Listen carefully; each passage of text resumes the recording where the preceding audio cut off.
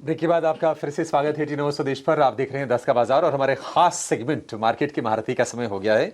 बाजार में आज लगातार दूसरे सत्र में हम तेजी देख रहे हैं और इस तेजी के पीछे वजह है आईटी शेयर, जहां पर हम रिकवरी देख रहे हैं लोअर लेवल से।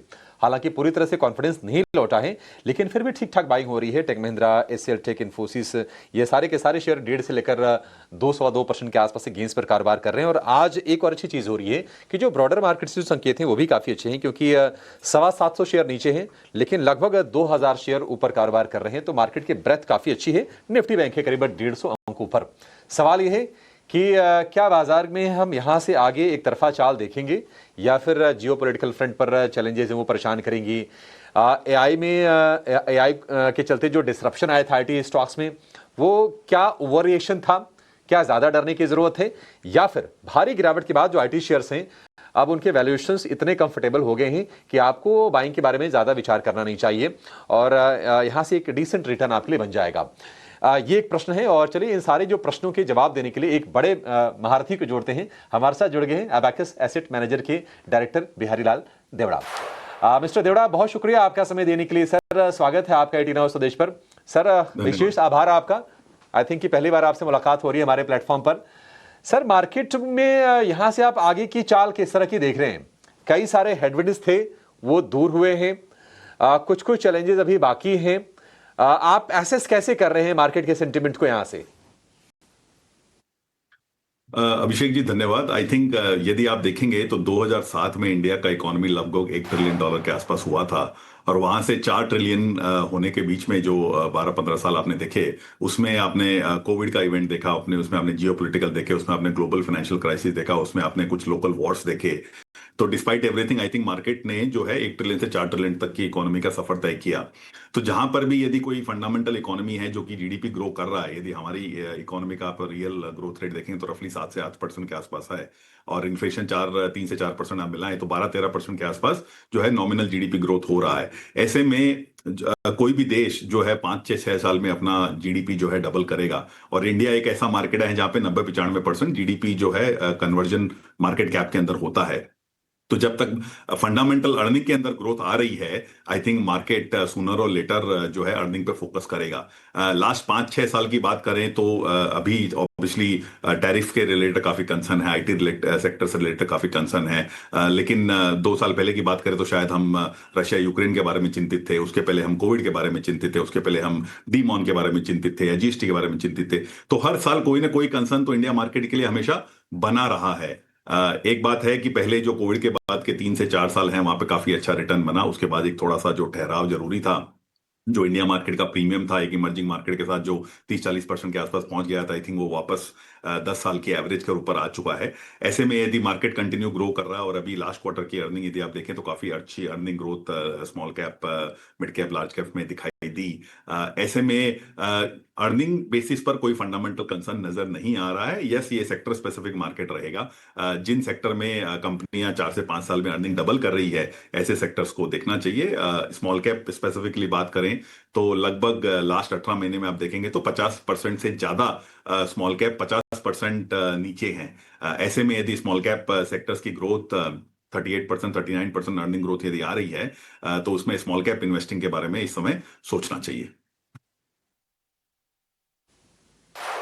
ठीक है, स्मॉल कैप इन्वेस्टिंग के बारे में सोचना चाहिए। सर, काफी मतलब एक ब्रॉड हो गया। आप जरा बता पाएंगे कि कौन से सेगमेंट पर, कौन से सेक्टर्स पर विचार करना चाहिए अगर निवेश करना भी है तो? और एक प्रश्न और मैं जोड़ता हूं, हर साल बाजार के लिए कुछ न कुछ चैलेंजेस होते हैं, कुछ कुछ अपॉर्चुनिटी की चर्चा होती है और इस साल जो 2 थीम है जिनकी चर्चा बहुत ज्यादा हो रही है वो है एआई और दूसरा है डेटा सेंटर। दोनों का आपस में हम कहीं ना कहीं लिंक भी कर सकते हैं। और मैं अलग अलग इसलिए मैंने बताया क्योंकि एआई के चलते हम परेशान हैं, हमारे आईटी कंपनीज में हम देखने की पिटाई हो रही है, लेकिन डेटा सेंटर के लिए हम प्रिपेयर्ड है कहीं ना कहीं। और डेटा सेंटर की पूरी वैल्यू चेन है जिसमें कि हम देख रहे हैं कि रियल एस्टेट भी आ जाएगा, उसमें पावर भी आ जाएगा, तमाम चीजें हैं। आपकी राय सर क्या है, कहां पर आपको मौके ज्यादा दिखाई दे रहे हैं? देखिए, एआई और आईटी की बात करें तो जो एक चीज में पर कैपिटा डेटा कंजम्पशन में इंडिया का जो नंबर है जो हाईएस्ट है, तो इंडिया बहुत ज्यादा डेटा सॉर्ट ऑफ जनरेट करता है। ऑल्सो आई थिंक आप देखेंगे रिसेंट बजट के अंदर गवर्नमेंट ने काफी सारे इंसेंटिव अनाउंस करे हैं for data centre companies. So data centre का आउटलुक काफी अच्छा है। हालांकि डेटा सेंटर में बहुत सारे लिस्टेड प्लेयर्स अवेलेबल नहीं है, तो आपको इस समय प्रॉक्सी प्लेयर्स आप खेल रहे हैं, चाहे आप इलेक्ट्रिसिटी के थ्रू से खेले, चाहे आप रियल एस्टेट के थ्रू खेलिए, या उसे कैपेसिटी शेयरिंग के थ्रू खेलिए। बट सुनर और लेटर आप देखेंगे नेक्स्ट 6 से 12 महीने के अंदर काफी सारे नए प्लेयर इस सेक्टर में लिस्टिंग होने की कगार में है, तो उस पर ध्यान रखना चाहिए। जहां तक एआई और आईटी का बात है, आई थिंक लास्ट 2 या 3 साल से मैग 7, जिसको हम यूएस के अंदर कहते हैं, काफी 500 S&P 500 स्टॉक्स में सिर्फ 7 स्टॉक चल रहे थे, बाकी 493 स्टॉक्स आई थिंक नीचे थे। तो कहीं ना कहीं ये रीप्राइसिंग ऑफ द सेक्टर है।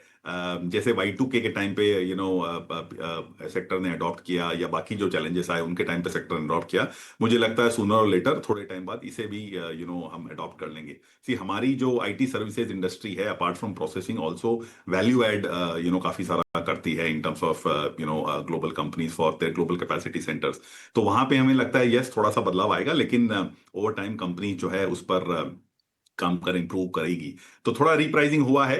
आईटी फंडामेंटली हम अंडरवेट हैं as a house, but broadly यदि आप देखेंगे तो बाकी सेक्टर्स जैसे फाइनेंशियल्स इंडेक्स का रफली 30-35% के आसपास वेटेज है। इंडिया यदि ग्रो करेगा 4 ट्रिलियन से 8 ट्रिलियन डॉलर इकोनॉमी, तो फाइनेंशियल्स इज अ सेक्टर जहां पे आप इग्नोर नहीं कर सकते हैं। स्पेसिफिकली स्मॉल कैप की मैं बात करूं तो आप यदि एक चीज नोटिस करेंगे कि 2000 करोड़ से 35,000 करोड़ की जो, या 40,000 करोड़ का जो मार्केट कैप है, उसमें रफली 50% स्मॉल कैप्स के ऊपर कोई भी सेल साइड कवरेज रिसर्च नहीं है। ऐसे में सेक्टर्स जैसे आप देखेंगे इंडस्ट्रियल प्रोडक्ट्स हो गया, या फार्मास्यूटिकल या बायोटेक्नोलॉजी हो गया, कंज्यूमर ड्यूरेबल हो गया, या कुछ कुछ नए जैसे एरोस्पेस या डिफेंस हो गया, ऐसे में आपको काफी सारी अपॉर्चुनिटी देखने को मिलेगी। ठीक है, ठीक है मिस्टर देवड़ा, एक और चीज आपसे जानना चाहेंगे आईटी को लेकर। मैं थोड़ा सा एक और प्रश्न आपसे पूछूंगा। देखिए क्या है कि इंडेक्स का बड़ा कॉन्स्टिट्यूएंट है आईटी। अगर हम निफ्टी की बात करें ऑलमोस्ट 10% के आसपास का वेटेज है, तो हम अवॉइड तो नहीं कर सकते। और यह फैक्ट भी है कि ऊपरी स्तरों से हमने देखा है कि काफी ज्यादा शेयर पिट चुके हैं और वैल्यूएशन करेक्शन भी हुआ है। लेकिन क्या वैल्यूएशन आपको अट्रैक्टिव लग रहे हैं? प्रश्न ये है। ठीक है, मान लिया कि हाँ यहां से ज्यादा डिस्ट्रप्शन नहीं आएगा, लेकिन वैल्यूएशन आकर्षक हो गए हैं क्या? तो निफ्टी की यदि बात करें तो रफली हम 10 साल की एवरेज पे हैं। तो यदि मैं आपको बोलूं कि 2016 का भाव आपको मिल रहा है बहुत सारे शेयर्स के अंदर with the same earning growth, तो शायद आप आपकी राय बदल जाएगी। हम थोड़ा सा बेंचमार्क अवेयर और fundamental kind of bottom up investing देखते हैं। हमारा मानना है कि price of any share is a multiplier of two things. Price किसी भी शेयर का या तो P ratio multiply by earning होता है। पी रेशियो हमारे हाथ में नहीं है कि कितना होगा कितना नहीं होगा, लेकिन अर्निंग हमारे हाथ में। तो एज लॉन्ग एज हम अपना जो पोर्टफोलियो है अर्निंग ग्रोथ के ऊपर बेस करेंगे, ऐसा सेक्टर या ऐसा स्टॉक जो 15% भी यदि ग्रो कर रहा है इन टर्म्स ऑफ अर्निंग, तो 5 साल में ऑटोमेटिकली उसका अर्निंग डबल हो जाएगा। वहां से यदि इंडेक्स भी उतना ही डबल करता है, तो ऑब्वियसली मार्केट ऐसी कंपनियों को रियलाइज करेगा, रिकॉग्नाइज करेगा, और उनका पी री रेटिंग होने के चांसेस भी हैं। बट यदि नहीं रिकॉग्नाइज भी करे तो भी from a mathematical formula perspective also आपका जो रिटर्न जो है उतना जरूर बनेगा। 15-20 साल का यदि आप निफ्टी का डेटा देखें या सेंसेक्स का डेटा देखें, हमेशा रिटर्न्स जो है अर्निंग के ऊपर बेस्ड रहते हैं। कभी रिटर्न्स पहले आते हैं, कभी अर्निंग्स पहले आती है, कभी दोनों बाद में आते हैं, लेकिन ओवरऑल यदि आप देखें तो इवेंचुअली एक दूसरे के साथ फॉलो करते हैं। जैसे ही आपकी मैक्रो इकोनॉमी में जो कंसर्न्स है वो आई थिंक थोड़े ठीक होंगे, और मार्केट का जो रुख है वापस अर्निंग की तरफ चला जाएगा। हम ऑलरेडी फरवरी में है, already I think third quarter का अर्निंग्स है। नेक्स्ट 1-2 महीने में हम मार्च 27 के नंबर्स ऑब्वियसली बेक इन करना शुरू कर देंगे, और जैसे ही वो होगा आई थिंक आपको वैल्यूएशंस में काफी बदलाव दिखाई देगा।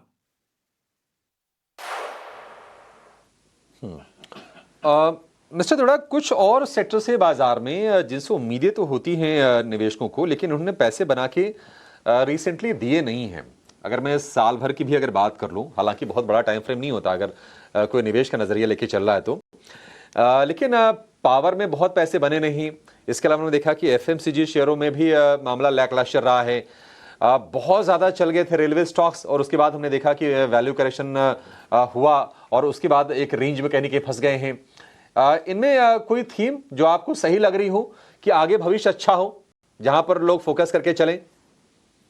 देखिए, जो एक फंडामेंटल डिस्कनेक्ट निवेशकों को जो याद रखना पड़ेगा कि भाई कोई कंपनी यदि 50, 70 या 100 के पी पे ट्रेड कर रही है तो उस पर उतनी अर्निंग ग्रोथ होनी चाहिए। जो पीईजी रेशियो हम देखते हैं तो टिपिकली यदि कोई 40 पी पे ग्रोथ कंपनी यदि ट्रेड कर रही है तो उसका 40% यदि ग्रोथ होगा तो इट मेक सेंस, ये जायज है कि आप उसको 40 का पी दें। यदि वो 100 के पी पे कर रही है और 10% ग्रो कर रही है तो कहीं ना कहीं उसका जो है जो रीप्राइसिंग मार्केट में होना तय है, वो चाहे ग्लोबल फैक्टर को लेके हो चाहे लोकल फैक्टर को लेके हो। कहीं ना कहीं इन्वेस्टर्स जो है बहुत ज्यादा अच्छे नतीजे डिस्काउंट कर देते हैं और उसके बाद उन्हें आई थिंक रीप्राइसिंग करना पड़ता है।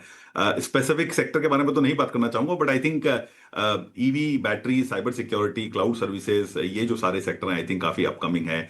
ई कॉमर्स ऐसे सेक्टर या प्लेटफॉर्म कंपनीज ऐसे सेक्टर जो इंडिया में काफी ग्रो हो रहा है, उसमें काफी ग्रोथ दिखाई दे रही है। काफी सारी प्लेटफॉर्म कंपनीज इस बार लिस्टेड है। कुछ कुछ कंपनियों में आप देखेंगे तो हालांकि उनका पी रेशियो 40-50 के आसपास है, लेकिन उनके अंदर रीजनेबल ग्रोथ आपकी हो रही है। ट्रैवल टूरिज्म एक सेक्टर है जिसमें आई थिंक काफी अंडर प्राइस है, आप देखेंगे तो उसमें कुछ हो सकता है। अर्बन कंस्ट्रक्शन की बात करें या रिन्यूएबल्स जो स्टोरेज सिस्टम के साथ जो कर रहे हैं या मेडिकल डिवाइसेस, ऐसे स्पेसिफिक थीमेटिक सेक्टर शायद आपको देखने पड़ेंगे फॉर नेक्स्ट 5 to 7 years।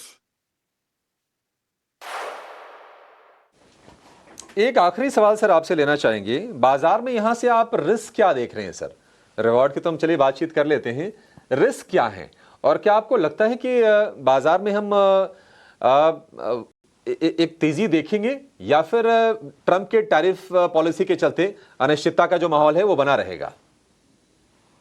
देखिए, दो टाइप के फैक्टर हैं बाजार में, एक जो हमारे कंट्रोल में नहीं है और एक जो हमारे कंट्रोल में है। जो हमारे कंट्रोल में नहीं है वो है ऑयल प्राइस, जो ऑलरेडी इस समय $70 के आसपास या $70 के नीचे है, और जब तक वो आई थिंक 65-60 के आसपास है तब तक इंडिया हमेशा फायदे में रहेगा। दूसरा फैक्टर है करेंसी, जो कि आई थिंक थोड़ा सा डिप्रिशिएट हुआ है इस साल बिकॉज टू ऑफसेट अपना tariff impact, but I think given अपना जो फॉरेक्स रिजर्व है रफली 700-750 बिलियन के आसपास, उससे हमें लगता है कि ये काफी अभी स्टेबल रहेगा। ये दो फैक्टर हमारे कंट्रोल में नहीं है, बट डोमेस्टिकली यदि आप देखें तो ऐसा कोई मेजर कंसर्न नहीं है। प्राइवेट केपेक्स, पब्लिक केपेक्स दोनों में आई थिंक काफी अच्छा ग्रोथ देखने को मिल रहा है। जीडीपी ग्रोथ गवर्नमेंट ने रीअफर्म की है, फिस्कल डेफिसिट हमारी ऑलरेडी कम है। ईयू और काफी सारे जो एफटीए हैं जैसे यूके के साथ या न्यूजीलैंड के साथ, ये काफी सारे एक्टिव हो चुके हैं, होने की कगार पे हैं। तो इससे जो बेसिकली तेजी आएगी उससे आई थिंक अर्निंग्स के अंदर काफी अच्छा आउटलुक का नजरिया है। डिमांड की यदि आप बात करें तो रूरल डिमांड में काफी सारे ग्रीन शूट्स देखने को मिल रहे हैं। इवन हाई फ्रीक्वेंसी इंडिकेटर्स की बात करें तो इलेक्ट्रिसिटी कंजम्पशन में आप देखें या ट्रैक्टर सेल्स में आप देखें तो लगभग डबल डिजिट ग्रोथ आपको ऑलरेडी देखने को मिल रही है। तो ये सारे इंडिकेटर्स एटलीस्ट बता रहे कि इकोनॉमिक एक्टिविटी पिकअप हो रही है, और जहां पर वैल्यूएशन ऑलरेडी कम है और इकोनॉमिक एक्टिविटी पिकअप हो रही है, ज्यादा समय तक ये डिस्कनेक्ट मार्केट में नहीं रह पाएगा।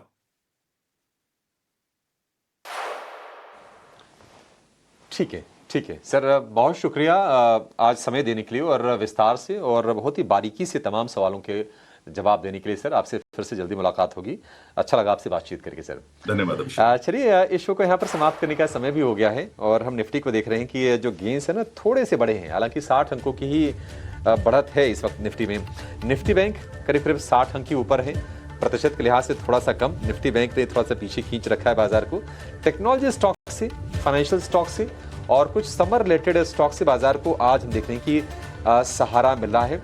फार्मा स्टॉक्स में भी आज हम देखने की सेहत दुरुस्त है, तो माहौल बढ़िया है। इंट्राडे में तेजी यहाँ से मुझे लगता है कि थोड़ी बढ़नी तो चाहिए। देखते हैं कि 25,650 के आसपास यानी कि कल के लेवल्स के पास बाजार जाता है या नहीं जाता है। वहां जाने की उम्मीद है, संभावना तो ज्यादा लग रही है। फिलहाल इस शो को यहीं पर समाप्त करेंगे। एक छोटे से ब्रेक के बाद मिडकैप का शो लेकर आएंगे। मिडकैप मसाला आपके जाएगा नहीं। नमस्कार।